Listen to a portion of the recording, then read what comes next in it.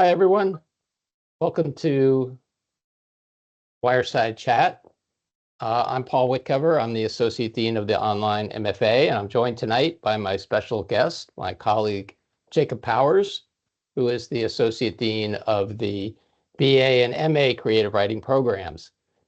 This is an event that we have every year in which we kind of talk about our two programs and the differences between them. If you're in the BA and you're thinking about continuing your creative writing journey and wondering which is right for me, the MFA or the MA, then I hope this evening will shed some light on that and make your decision easier. We're going to talk about our programs a little bit at first, and then we'll just throw the floor open to questions. If you have any questions, just type them in the chat and we will surface them up from there. So, Jacob, do you want to start off? Sure. Thanks, Paul, and thanks for having me. Like Paul said, my name is Jacob Powers. I'm the Associate Dean of Creative Writing for the BA and MA programs here. So if you are in the BA program, I'm your Associate Dean. Hello, welcome. And if you are in the MA program and thinking about moving over to the MFA program, I also oversee that.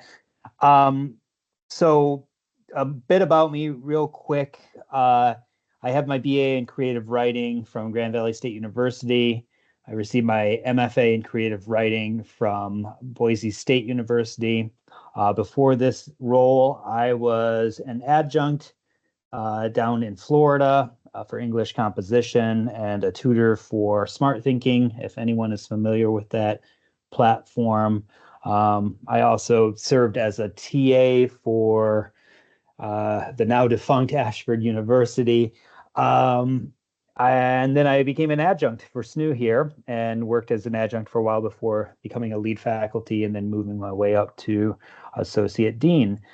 So I've had a lot of experience with creative writing and supporting it from an administrative view. I wish I could write more nowadays, but I have two kids, which anyone who has a family knows that it can eat into that, which is fine. Of course, it's a blessing to have that and everything, but that's where I am. So I like being on the administrative side to kind of help all of you become the writers that you want to become. So let me talk a little bit first about the MA program. And maybe it's best to talk about the similarities first between both the MA and the MFA. They're both writing intensive programs. They both have peer workshops that if you are in the BA, you are familiar with. They both have fiction concentrations.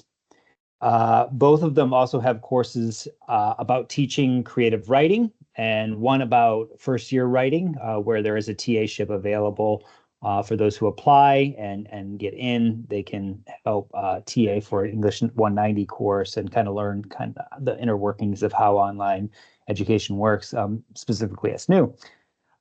There are also opportunities to work with other students who are passionate about creative writing.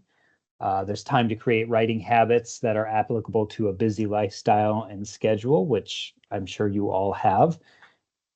There are tips and strategies on publication, on representation, on industry, all of that. And of course, as you are all probably familiar, there's Wireside Chat that is available for folks, and then word for word reading series events, which are also author and industry specific. So we have all those things in common. The main differences between the MA and the MFA, and the reason I don't have slides or anything today is because the MA is undergoing a few updates and stuff, and I didn't want to give information that is either going to be outdated or not relevant yet, but these things will not change what I'm sharing with you tonight.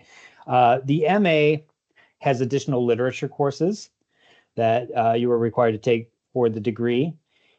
There are also opportunities to explore other genres. So in addition to fiction, the MA has a nonfiction track, a screenwriting track, and a poetry track similar to the BA program. So if you are, for example, someone who is a BA fiction student, who would like to explore nonfiction more intensively and learn more about it and everything, you may want to pursue the MA to take a degree track in creative nonfiction.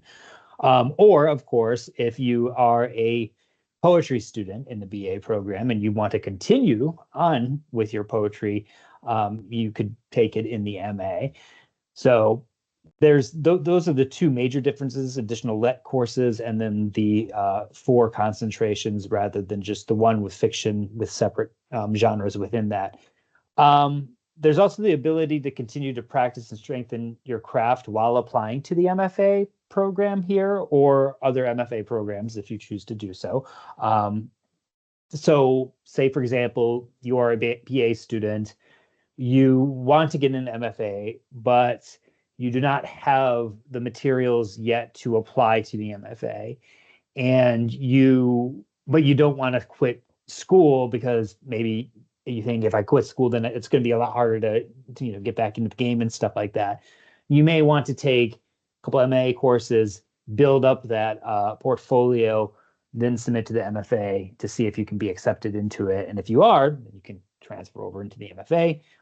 If you are not ready for the MFA yet, or this is fiction only, of course, but if you are not ready for the MFA yet, you can continue on in the MA and continue the degree that way. So you're not, how do I say, you're accumulating credits towards a degree while applying to another degree. So even if you don't ultimately get into the MFA, you'll have the MA by the end if you continue down that track, which is kind of nice.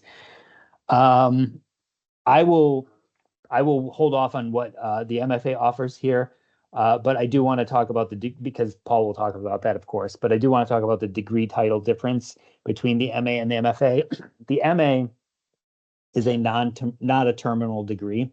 You'll hear that sometimes thrown around like a terminal degree basically means once you have it, you have the ability to teach if you have the credentials to do so, if you have the experience or requirements that the specific job is asking for. So it's not terminal in the sense like usually you would want to continue on with a PhD or an MFA if you wanted to. That's not to say you can't teach with an MA. You can adjunct for sure. Full-time positions, you're going to need to have a lot of publications under your belt to be able to find a full-time position. But it is a possibility. It's just a little easier to do with a terminal degree like an MFA or a PhD. While you have a master's in arts, though, the other benefit of it is that you can tutor an adjunct in some places, often contractual, term over term. And of course, there's other opportunities as well with an MA. I don't want folks to lose sight of that. A lot of people come into the MA or any creative writing program for that matter and say, I'm going to be the next best-selling author, or I'm going to teach young minds. And those are the 2 tracks that I'm going to pursue. Those are fine tracks to pursue, but there's a plethora of other career opportunities that you can pursue as well with a creative writing degree, because you learn a lot of human and hard skills in the degree that will be applicable to other careers. Critical thinking being the biggest one, of course, and collaboration communication because of the workshop setting. You have other opportunities from the degree that you can really lean into when you are building out your resume, when you are writing letters for other job applications that may require, you're looking for something in administrative role like myself, right? That says you need to have strong communication and collaboration skills. You can tap into that because of the degree that you have here. There are proofreading, editing gigs. There are opportunities to, mentor, tutor, all kinds of other things beyond just writing the next best American novel or teaching full time. So I want to make sure that people don't lose sight of that. And I think that's where I'm going to stop for now because I think it'd be a good opportunity now for Paul to jump in and kind of talk about the MFA before we take questions and stuff. But that kind of summarizes the MA. While Paul's talking, I'll go through the chat and see if there are any questions specific to me and make sure that I'm answering them as well. So, Paul. Great, thanks, Jacob. I'm going to try to share my screen, so hopefully this will work. Jacob, can you let me know if I'm actually sharing it? Yes, it's not in presentation mode, but Yeah, I can see it. I'm gonna Okay. try to do that right now. Okay. Let's see. Did that work? No. How about that? Yes. There it Okay. is. So I'm going to give a bit of a rundown on the MFA, Master of Fine Arts. As Jacob mentioned, you can teach with an MA. It's one of the ironies of our programs that Jacob has an MFA and he's the associate dean of the MA program, and I have an MA and I'm the associate dean of the MFA program. Seems like we got switched at birth or something. But the reason that I'm able to do this is because, number one, I do have the MA and I've published 6 novels and collection of short stories. So I have a publication credits. And as Jacob mentioned, that's something that's really important if you want to make a career in teaching creative writing, especially at the MFA level. So on this particular slide, you see everything that I'm going to cover in this brief presentation, the genres that the MFA covers, the word count and degree requirements. I'll also talk a little bit about application requirements, extracurriculars that we offer. Jacob talked about that a little bit. Why we have business courses in the MFA. What's the e-portfolio? Well, stick around and you'll find out. The certificate options we offer in the MFA, various career paths, some of which Jacob has also already talked about, and internship opportunities in MFA 607. So the genres that as Jacob mentioned, the MFA is a genre-specific program. It's a MFA basically in genre fiction or popular culture fiction. The genres we cover are speculative fiction, which includes science fiction, fantasy, supernatural horror. We cover romance fiction, and that's a genre that pretty much is distinguished by either a happy ever after ending or a happy for now ending. Of course, there are many different subgenres of romance. Regency romance is one. Very popular right now is romantasy, which is kind of a mix of fantasy and romance, but with the HEA or HFN requirement of romance still holding sway. We also offer young adult as one of our genre focuses. And that's a genre that's distinguished more or less by having a protagonist in the age range that you see there, 13 to 18. Anything a little bit over that can fall into the relatively young genre called new adult, which is more or less a marketing scheme to kind of capture readers who are a little bit older than young adult readers usually are. But to be honest with you, I think many readers of all ages read young adult and many readers of all ages read new adult. But nonetheless, they are marketing categories that you can, useful to sell and target your book. And then we cover contemporary fiction, which in our program is, as it says there, basically everything else. The MFA has a word count requirement, and that word count requirement is a minimum. You will be completing a novel in the MFA. That's one of the things that sets our MFA program apart from a lot of other MFA programs. You will write and complete a novel. It has to be at least 55,000 words in length, but it can be any length at all above that. There's no maximum length. The only requirement, other than it being a minimum of 55,000 words, is that it be completed, a finished novel.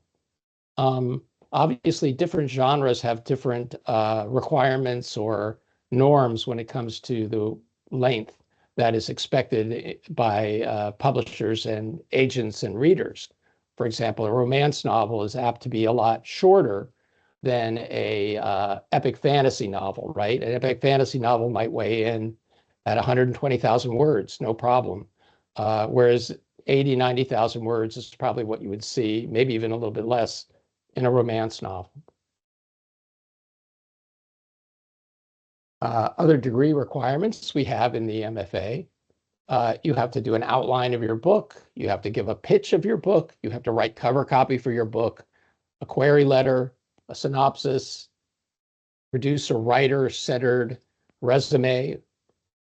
You have to submit a short story. You don't have to publish one, but you have to provide proof that you submitted a short story somewhere.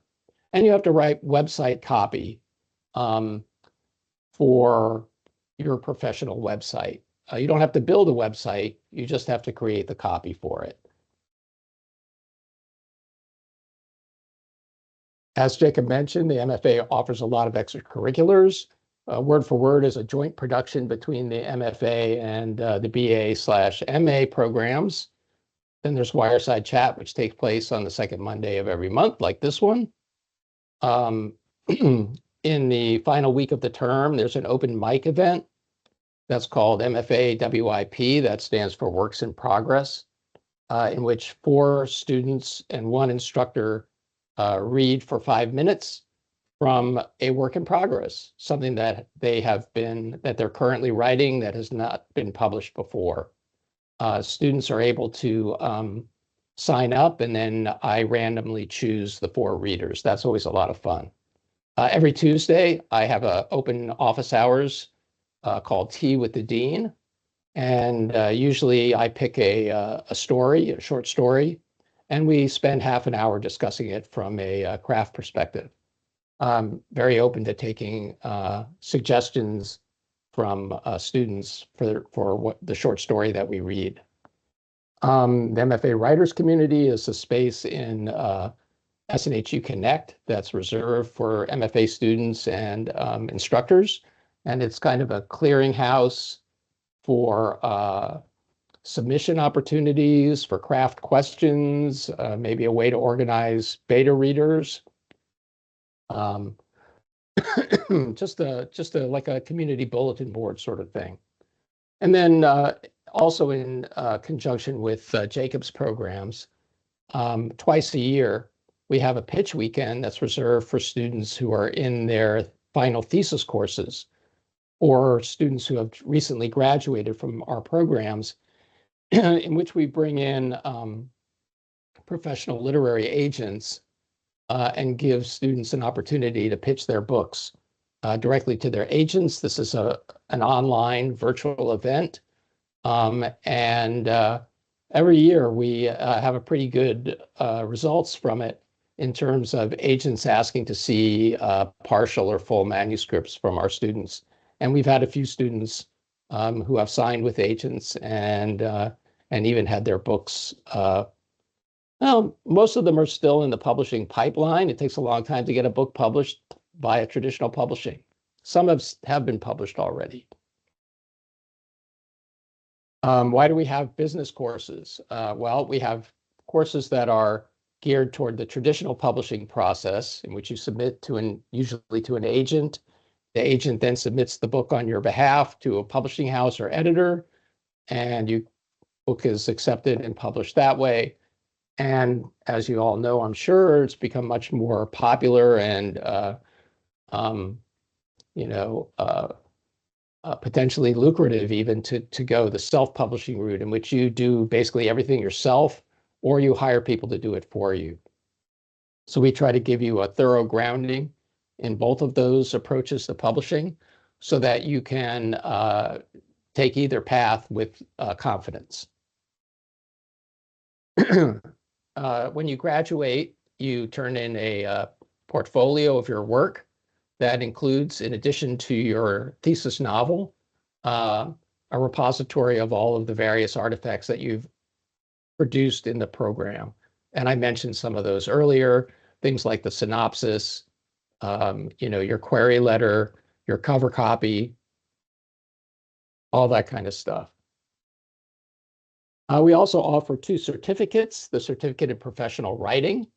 And you can see there that as part of that certificate, you develop professional copywriting skills, you learn key aspects of freelancing, you obtain experience on content generation and marketing principles. And then we have the certificate in online teaching of writing.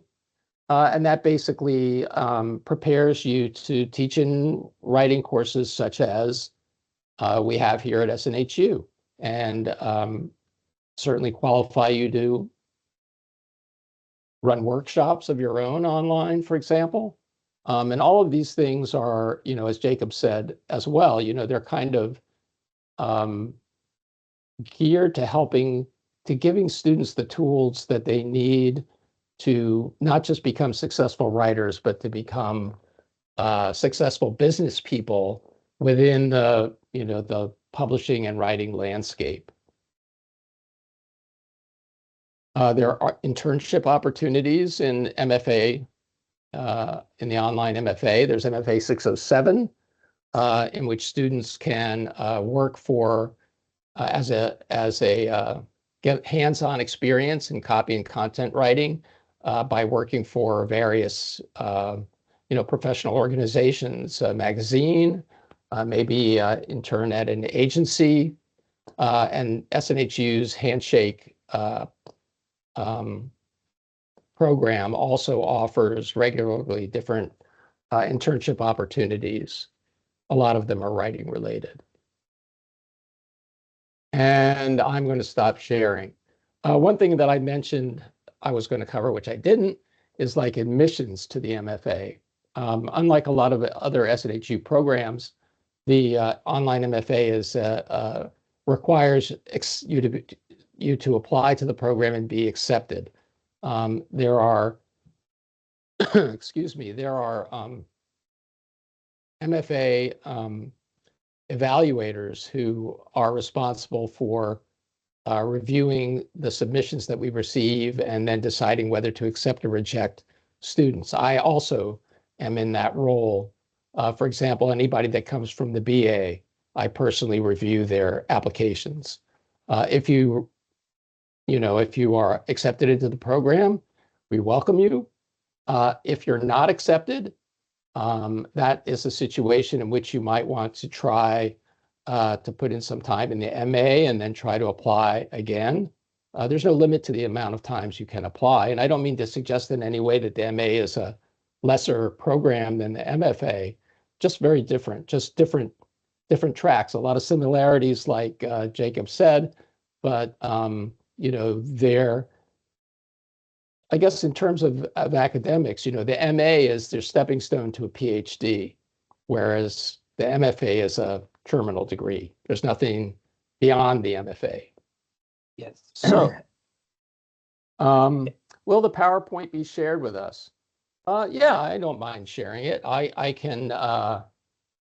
gotta figure out how to do that. I guess what I can do is I'll put it in the chat here. That probably wouldn't work. Anyway, I'll figure it out. I'll get it to everyone that's attended. And with that, I think I'm going to just throw it open to questions in the chat. Thank you so much for listening. And I just want to also, while we're gathering questions, I just wanted to make it known to Paul's point about the MFA versus the MA and how the MA is less, and I included information in the chat on this, but I just want to stress it again. It's writing intensive, but it's less writing intensive than the MFA. You are not completing a novel in the MA. You're doing about 35,000 words, which is still quite a bit. And if that's short stories, you'll have quite a collection of short stories to submit to literary journals. For the nonfiction, it's the same, 35,000. For poetry, it's 20 poems. For screenwriting, it's 3 acts.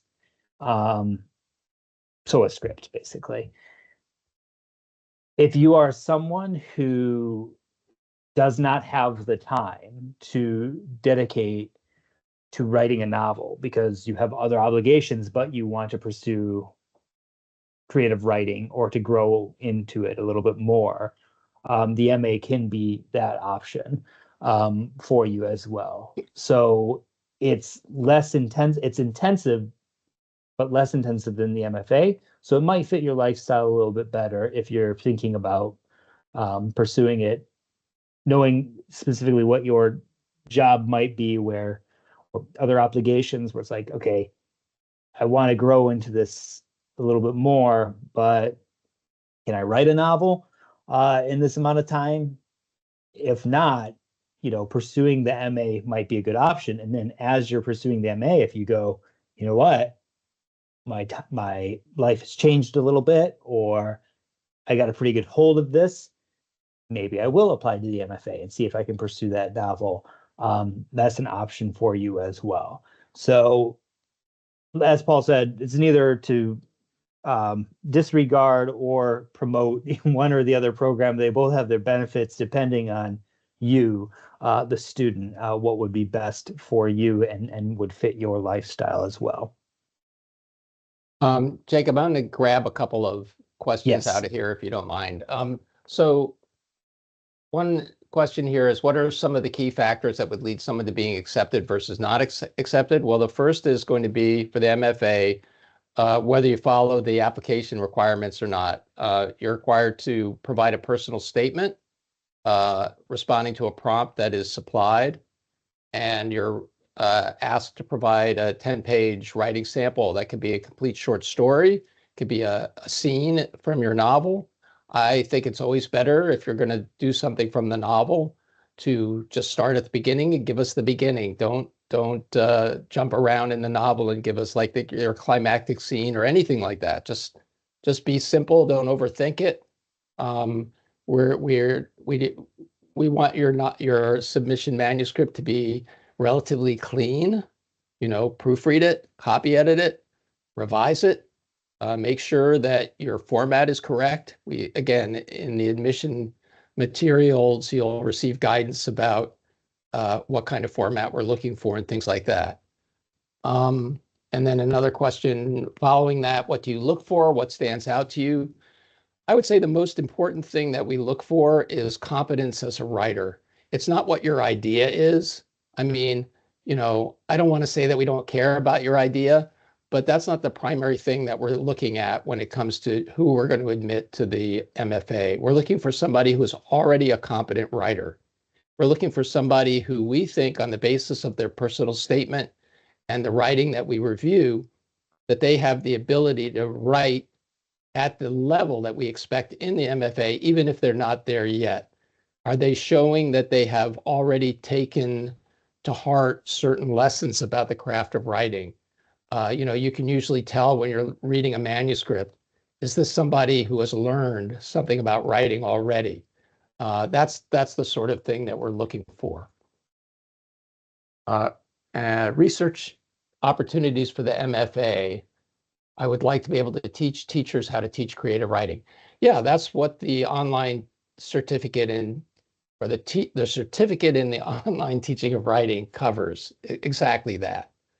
And that is something, frankly, that the MA offers as well. Those are courses that can be taken in common, actually, between our two programs. And Jacob, here's a question for you. Yes. I think I probably just answered it, Okay. but I've tried to answer them as I'm going along too. There are two that I can say verbally for those who are not following the chat though. Why pursue an MA or MFA after graduating with the BA? Short answer is to continue to build the habit of writing.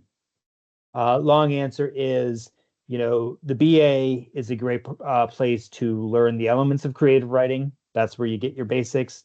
What is a plot? What is character? What is setting? What is dialogue? How do you write these things down? How do you create a piece out of these elements? The MA and MFA take what you've learned in the BA and kind of set you free, where you're building onto them by creating much larger works, often independent of the coursework itself. You'll still meet with your classmates and stuff to perhaps have a discussion on dialogue or setting. but a lot of the writing in both of these programs comes outside of the classroom. You're writing while you're taking the class, and then you're submitting, just like milestones and final projects that you're familiar with the BA. You're doing the same thing. It's just that, you have it's more the ball in your court, I would say, than the BA, where it's like these very small steps into building it. The MA and MFA are like, okay, just a heads up, next week you have 3,500 words due, so make sure you're doing them because this is the week to do it outside the classroom and stuff. So it helps you build those habits as a creative writer.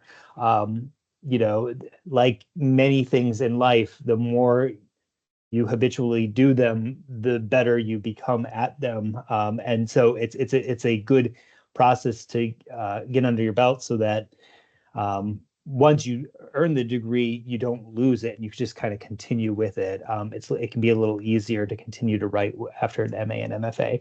For the question about screenwriting, there are not a lot of PhD or MFA screenwriting programs out there, especially PhD. There might be a couple of MFA ones and stuff, but for the most part, like with our MA, you're writing a full-length script. So by the end of it, you would have something that you can submit out and see if there is anyone agent-wise willing to pick it up for production. And the one thing I would say about that, and a lot of our faculty will say this as well, is that, of course, Hollywood is the dream, right? Getting a script made by A24, some huge production company is the dream. But there are other opportunities out there as well to pursue for a movie production that is not exclusive to Hollywood. So it's like every of the creative writing tracks, you'll want to kind of solicit and submit far and wide.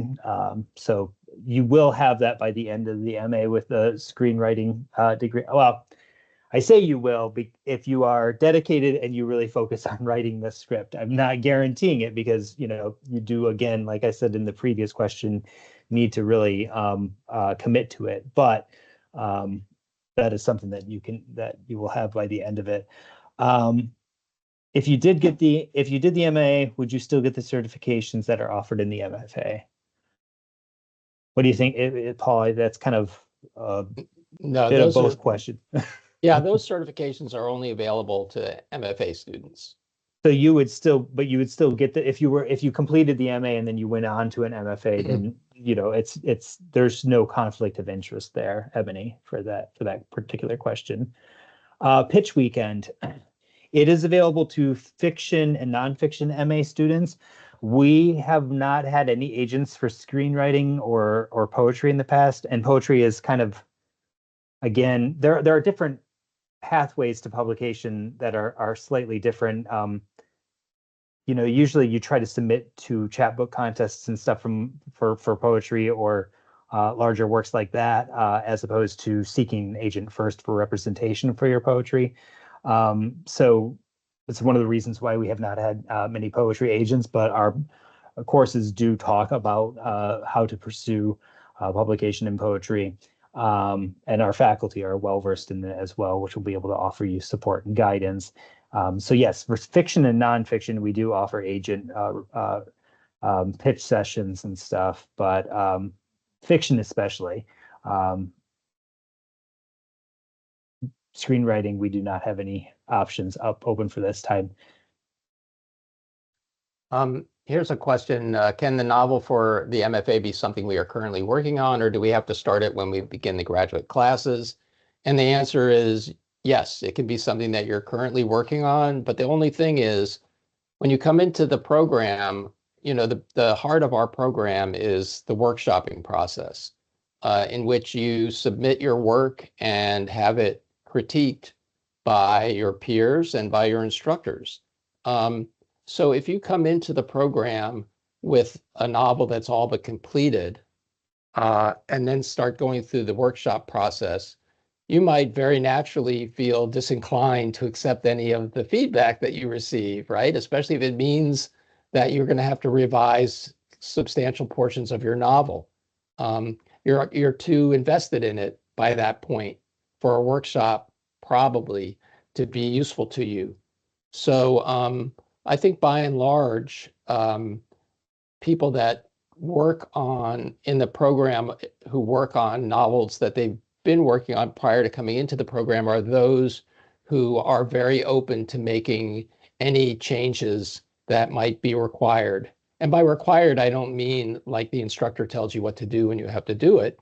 I mean that you're open-minded to the possibility that the novel that you have in your hands is not the best it can be.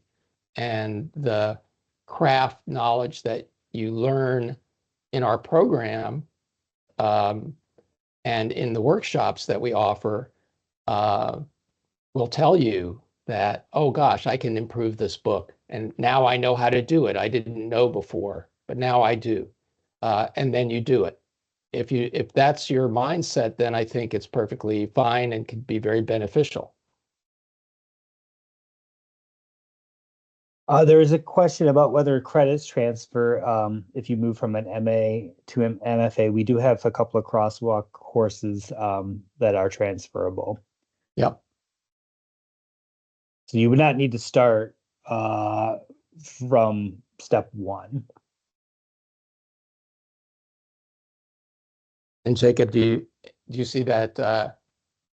Looks like Ashley Worley is here and answering some questions on our Oh, thank you, behalf, Ashley.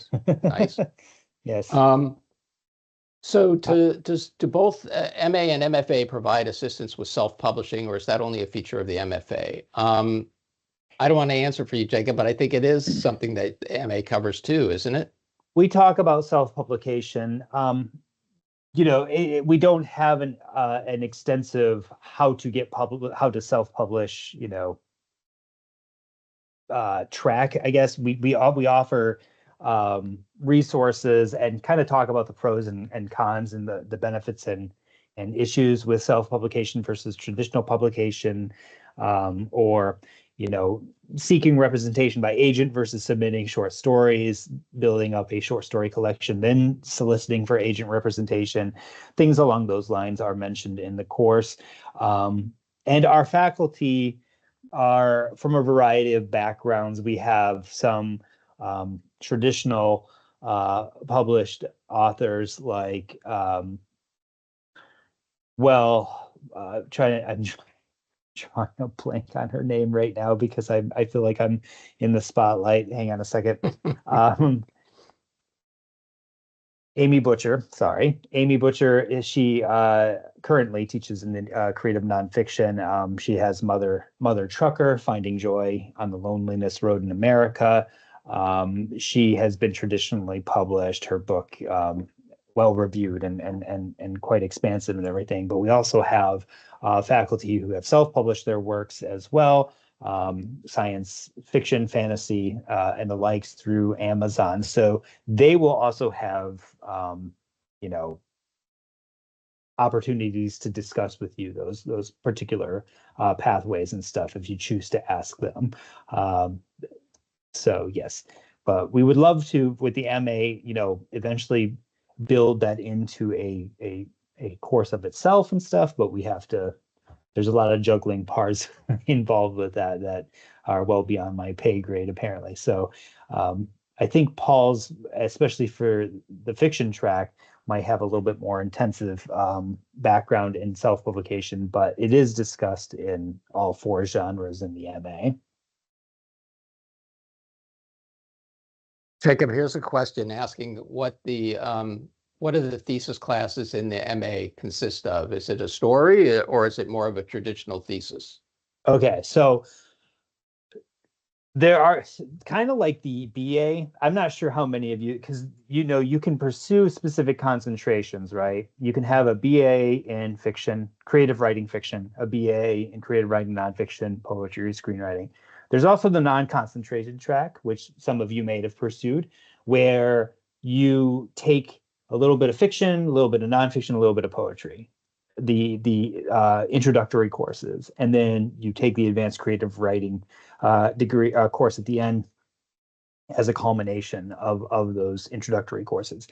The MA is set up in a similar way, where you can pursue fiction, nonfiction, screenwriting, or poetry, or you can take a non-concentrated degree path and take the fundamentals workshops, which are essentially the introductory workshops in the BA, right? They're kind of in that same, they're not the same level. There's more intensive, but they're the first workshop that you take. So if you're non-concentrated, you can say, for example, take fiction, take nonfiction, take screenwriting, and then after you take those fundamentals courses, move on to the advanced 690 course and finish the degree. If you are taking a concentration, so say you are pursuing, for the sake of right now, and I want to make sure I'm very much inclusive of all four concentrations, right? But since Paul has an MFA that focuses on fiction, let's take fiction as an example here, and all the other ones follow suit. If you are taking an MA in fiction, you will take in the workshop courses, that is, you'll take fiction fundamentals, which is the introductory course. That's where you start building up and learning, basically kind of going over all of the elements of writing that you learned in the BA again, learning some advanced techniques, figuring out what the heck do I want to do with this MA? Do I want to write a collection of short stories? Do I want to start a novel? Do I want to write a novella? What do I want to do with this as I'm pursuing this degree? That's what the fundamentals courses are for. Then you take fiction thesis writing. That's the second one. Or again, like if you're thinking BA, intermediate workshop, right? It's the intermediate workshop. Fiction thesis writing is, okay, now I'm putting my pen to the paper, my fingers to the keyboard, whatever, and I'm going to start writing this start of the novel, or I'm going to start writing this collection of short stories. And then you take the fiction completion course, which is the third of the writing workshops. That is, it's called fiction completion, but it's basically a continuation of what you took with fiction thesis writing. You can look at it as one course that's 20 weeks long, or you can look at it as two separate courses that are 10 weeks long, especially if you're taking break while you're writing it and stuff. But 559, which is the thesis completion course, is like the thesis writing course rolls right into it, where when you're getting into the fiction thesis, the completion course, it's okay, take what you wrote in 549, build off of it, continue to build onto the novel, continue to write your short story collection, whatever the case may be, so that by the end of it, you'll have 35,000 words. So that's kind of how, and again, I used fiction as an example here. Nonfiction is the same way. Fundamentals, thesis writing, thesis completion, screenwriting fundamentals, thesis writing, thesis completion, poetry fundamentals, thesis writing, thesis completion. That's kind of how the workshops work. They all, just like the BA, fold into each other. They scaffold, they complement each other. So, you know, it's built in that structure. I hope that answers the question. I'm going to There are kind a lot of great Yeah. questions so far. Yeah, I'm going to try to get through a couple of questions quickly here. So here's a question that asks, are all courses asynchronous, or would we work one-on-one with an advisor at any point? In the MFA, all the courses are asynchronous, at least right now. But there are a lot of opportunities to work one-on-one with your instructor. I know a lot of instructors have, you know, like I have my open office hours. Many instructors do something similar.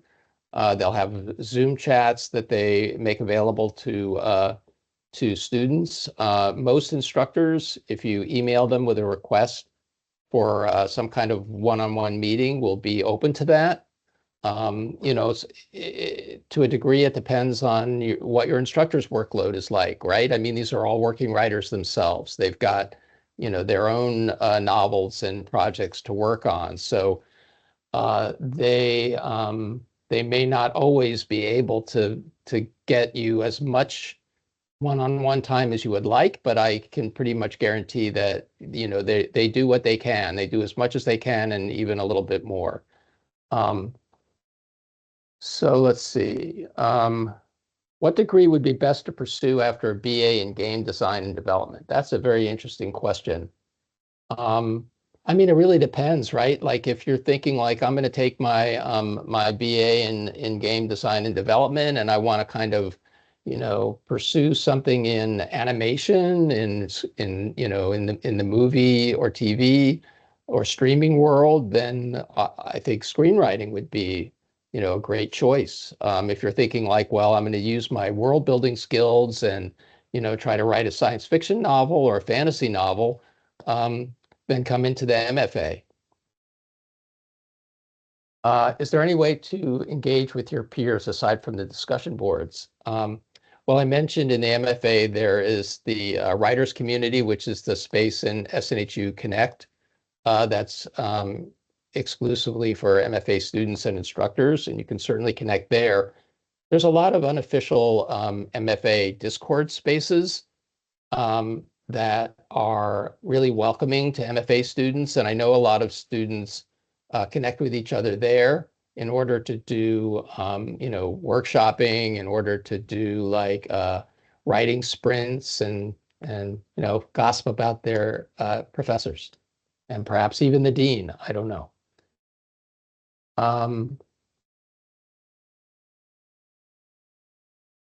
Would previous publishing experience be beneficial or hindering when applying for the MFA program? And I feel like that's a question that would apply to the MA as well.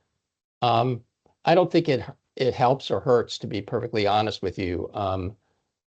If especially if it's self-publishing experience, if it's traditional publishing experience, if you've had stuff published already, if you've worked in publishing, I mean, I feel like all of those things can be helpful to you. I don't think they're going to be hindering unless they lead you to believe that you already know everything there is to know, in which case, why are you applying for the program anyway? I think if you come in with the sense that, I have this knowledge that I've gained from my experience, I hope to learn more, and I'm happy to share what I know with my fellow students, then I don't see as how it would be a hindrance at all. I think it would be a real benefit to you and to everyone else in the program. Yeah, I think the only thing that, and this kind of goes along with what Paul was saying, is the hindrance might be in some of the cases, there are some courses where you might be developing your author's platform, and you might already kind of have an author's platform out there.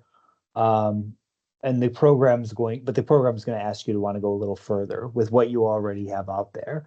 So if you feel like I got this down already and I'm not going to improve on it in any way, it could be a hindrance because you want to take the opportunity in the MA or MFA to continue to build out and develop yourself as a writer. I have had several students go through the MA who have been self-published. In fact, I just had one who took 675 who had like 20, maybe 25 novels published, self-published. Wow. Yeah, not a hindrance. Just a good opportunity again to be in the program, to kind of give yourself a committed deadline to completing a certain amount of words and stuff by the end of whatever term or whatever course you're taking. Some people need that, right? Especially early on, you're like, I need that commitment. I need to be told, here, write 3,500 words by next week.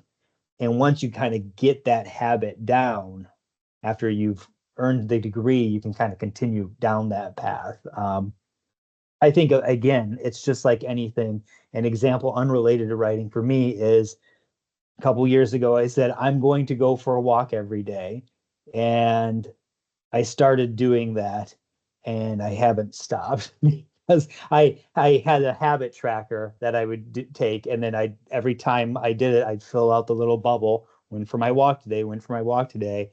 And now I've done it like 500 or 600 times at this point because it's just become habitual to a point where if I don't go for my walk, I get very grumpy. So kind of the same way with creative writing. It's like you build that habit, and then once you build that habit, you just continue to you pursue it and build off of it and stuff like that. And that's what I think both of these degrees can offer you.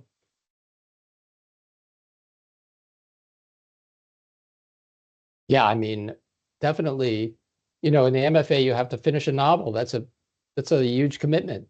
It's not easy to do. And if you're relying on inspiration alone to get you there, you're probably not going to make it. What's essential is like habit and developing habits about writing. And I think that's a real benefit of the MA and the MFA is like it helps you to develop those habits. Yes. And again, big differences, because Paul, like, if I'm not mistaken, I think I looked it up once, like novel length for the MFA, how many, I know it's word count, but how many pages is that? Is it 250 to 350? I'm sorry for like how long would your novel be page wise? Yeah, page wise for the MFA. Um, I guess it would probably be like, I don't know, let me do a quick calculation here.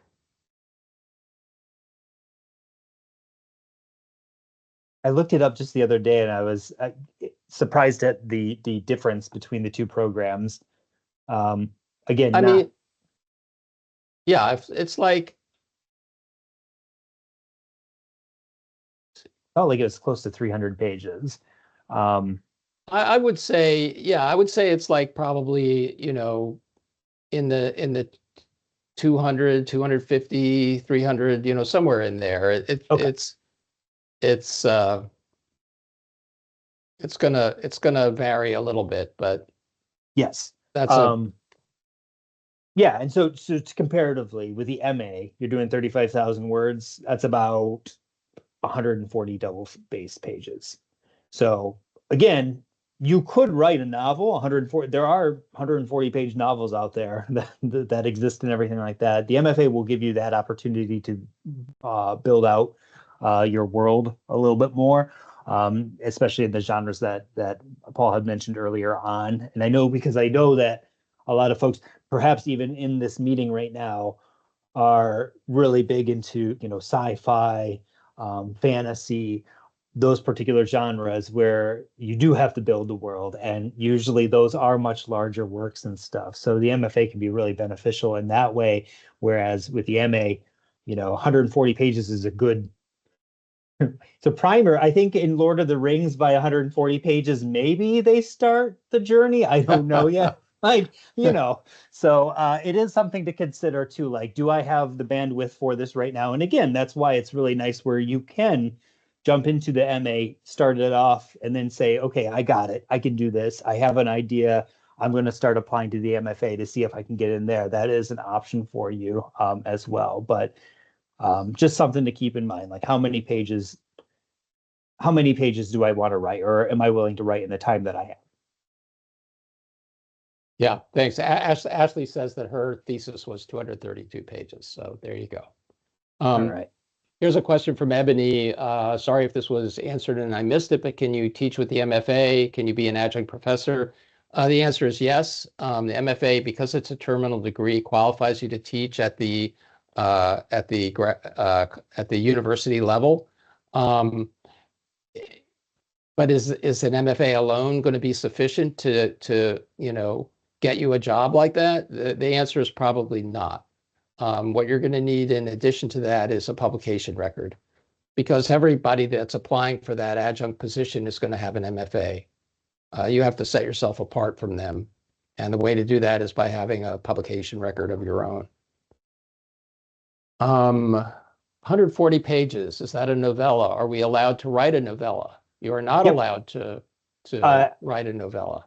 For the And MA, I was just responding to I think that okay. might have been an MA question. And if not, Okay. because I had said it was 140 double space pages, I you see. cannot do a novella for the MFA, but you can do a novella for the MA because that fits Another within difference. that. Yes, it fits within that word count criteria. And you'll know that like in because again, these are asynchronous courses, right? You're not necessarily going to be taking the thesis completion course with the same students as a thesis writing course, especially if, say, you take a few months off and stuff, right? Because of that, our programs, this is one of the revisions that we're working on right now, is when you go into the workshop setting, not like the more traditional Iowa Writers Workshop where it's like you submit your work and then you stay silent and say nothing about it.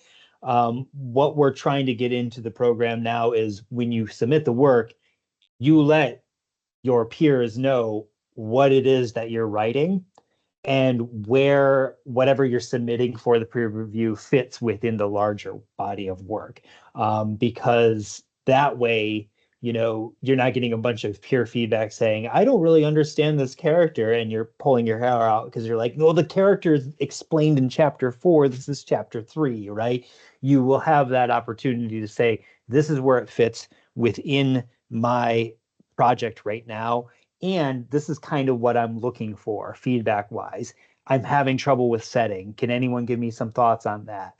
And ideally, your peers will see that, offer the feedback there first before offering feedback in other areas as well.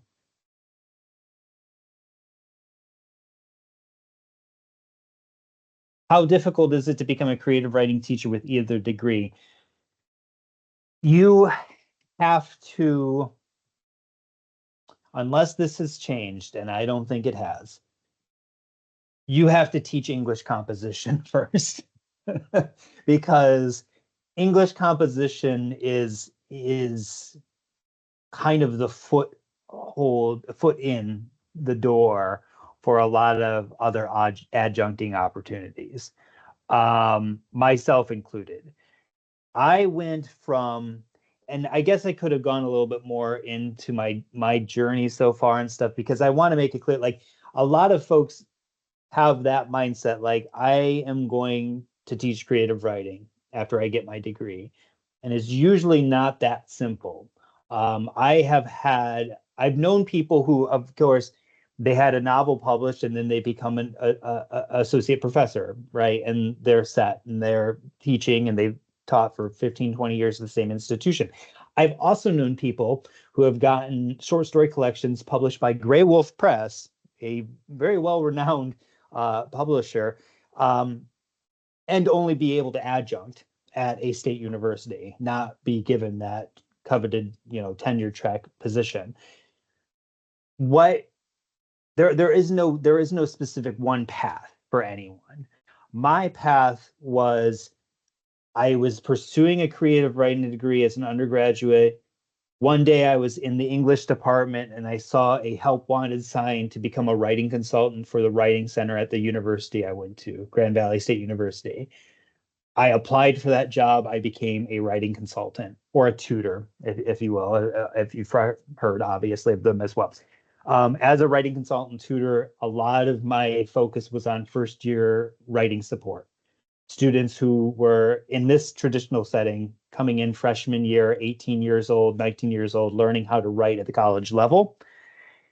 I gained experience as a writing consultant. I worked that way for 3 years. I leveraged that when I submitted my MFA. I said, this is what I'd like to pursue as a TA. I did not get that position. I actually became a GA, a graduate assistant, which was more involved with like setting up readings and stuff, which was also kind of cool because you got to pick up the writer at the airport and all that kind of stuff. But it wasn't teaching, which is what I had my heart set on. But because I earned that MFA in creative writing, I was able to leverage that along with tutoring at Smart Thinking at the community college in Florida, and said I'd like to teach, I'd like to adjunct, and they said, hey, we have a position for first year composition, which is the most. I mean, here at Southern New Hampshire University, I don't know the specific number, but there are thousands of those courses that run every term because we have so many students who have to, it's a required course that you have to take in your BA as you're pursuing it, English 130 or 190, or both. So they need people there to teach those particular courses. that's going to usually be your foot in. And that was for me, that's what it was at the community college in Florida. And once I got that foot in, when the creative writing teacher was out sick or on maternity leave, then I got to teach the creative writing course as an adjunct, but a filler, and be able to build up my experiences here and there.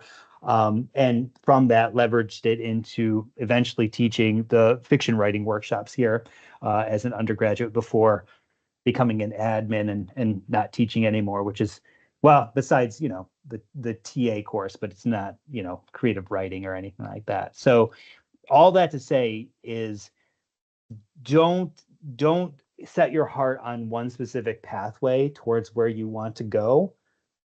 Keep all opportunities open, and take whatever you can get and leverage it. And doing that, you can build your way up into eventually adjuncting or teaching creative writing. But don't immediately think I'm going to go from A to B to C to E. And I'm sure Paul would have a story completely unrelated to how I got to where I am today, just to show how diverse and how random the universe can be, honestly, with these things. Yeah, absolutely. I mean, the thing that was really helpful to me was networking. Um, you know, being part of a writing community, giving back to a writing community, and kind of building up some good karma that way, so that people recommended me for things. That was very, very helpful. Are you able to teach English Comp with the creative writing MFA or MA from SNHU?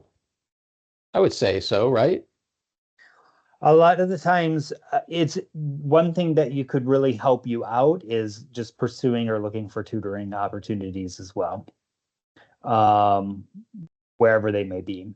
I don't know if smart thinking is still, I think it's still around. I have not heard anything otherwise and stuff, but like looking for online tutoring opportunities or looking for local tutoring opportunities and again, it doesn't need to be college. It can be elementary, secondary education, Library? library, ESL, especially. I know, like, for example, here we have several programs because we have a lot of Senegalese migrants and stuff who have moved to our community and stuff and need to learn, English as a second language and everything like that. So that's a good opportunity, right? Pursuing those you can then kind of leverage your way into teaching, composition and other courses as well. So here's what might be our final question of the night, because we're getting up there. Why SNHU over another university's program? What sets it apart? That's a fantastic question. I would hope that everyone that considered applying for the MA or the MFA here at SNHU would also look at other programs and judge for yourself. Look at, first of all, you have to think about cost, financial aid, things like that. Look at who's teaching there. What kind of experience do they have? For example, the MFA has quite a roster of experienced, qualified teachers in all of the genres that we offer, but we're especially strong when it comes to the subgenre of horror within speculative fiction. So if horror is your thing, you might look at our roster of instructors who teach in that genre and think, well, these people have won the Stoker Award. They obviously know what they're doing. So it would be worthwhile for me perhaps to, learn the craft of writing horror from a Stoker winner. But, ultimately it has to be your decision. And, I think the benefits of our program speak for themselves. And I think if you do, your due diligence, you'll find that we stack up in terms of what we offer and who we have teaching here. Yeah, and just to kind of build off of that, just very briefly, Absolutely. Look at other opportunity, or look at other ones and see what there is out there. MA creative writing is a rarer find. There's a lot more MFA creative writing programs out there. What the difference between them, of course, is that a lot of them are not online, and may require you to move. I had to move. I am originally from Michigan. I had to move out to Idaho for my MFA. So are you able or willing to do that? Um, if the answer is yes, then maybe look for other programs and see what there is out there. If the answer is hell no, I have a mortgage, I have kids, I have a job, I can't just pick all of this up and move 2 time zones over, then an online degree might be the best path Yeah. for you. And the other thing, of course, and I mentioned this earlier, is you can go at your own pace here. It's asynchronous. You do not need to say, oh, I can't do this tonight because I have to sit in a classroom from 6 p.m. to 9 p.m., 40 minutes away in a town 3 towns over from me, right? It's, oh, there is this event tonight. I can go to that because then I'll be able to write tomorrow and make time for that tomorrow and stuff. So there are some great benefits to the online MA and MFA programs here that other institutions do not offer, and might fit your schedule better than some of the more traditional brick and mortar ones. And like I said, MA creative writing is kind of a rare find, and anyways, MFA is kind of the one that a lot of programs have and stuff. So that would be the MA would be a good opportunity for those who especially have a lot of other commitments, want to continue to build onto their writing, but want to be able to carve out some of that time by having these committed classes that they have to take term over term to complete the 35,000 words that you want to complete, or whatever the case may be. So, but And there with are, that, again, oh, yeah. No, I sorry, was gonna sorry, say there, Jake. we don't want to poo-poo any other programs. If there are, of course, good programs out there, we think ours are good too. We hope that you consider them. But thank you so much for coming. And I hope all of this was helpful. And I didn't meander too much. Yeah. You Yeah, can tell thanks. I'm getting tired. It's 9 o'clock here. Yeah, hey, it's our bedtime. Yeah, Um, get up. So yes, thank you all so much for coming. Thank you for your questions. I'm going to try to make the transcript available and the slide deck available. I invite you to email me if you have questions about the MFA that weren't answered. I'll be happy to answer them. And same for the MA if you'd like to email me. I'll just put it in the chat because I don't. Make sure you put the 1 in there. Jason Powers gets a lot of my emails. Oh yeah, and I'll put mine in there too. There we go. All right. Good night, everybody. All right. Thanks, everyone. Take care.